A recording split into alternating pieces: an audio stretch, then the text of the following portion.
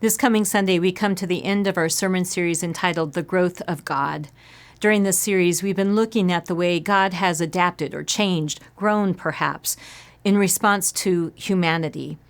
And we see that in the covenants God makes with humanity, the covenants that have spanned the course of biblical history. That's thousands upon thousands of years. Some people have wondered, does God really change, or maybe it's just our human perception of God that has changed? Could be. It's a good question.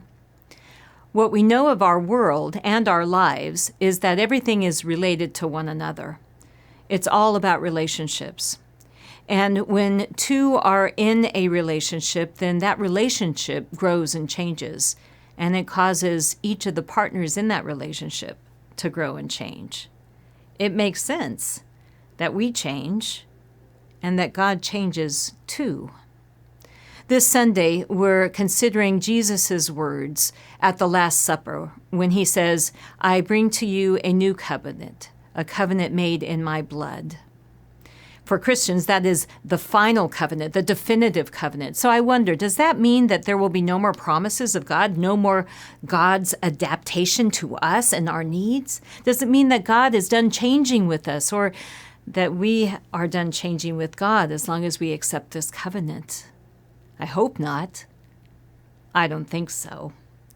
If we've learned anything in this study, it is that God is consistent in certain things. God is unchanging in God's desire to reach out to us, to you, and to me.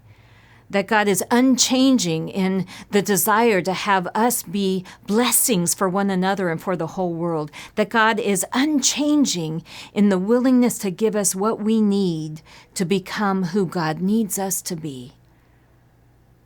That is a big promise, a big consistency.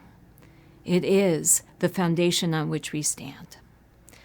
So join me on Sunday as we learn more about this covenant made in Jesus Christ. I will see you then.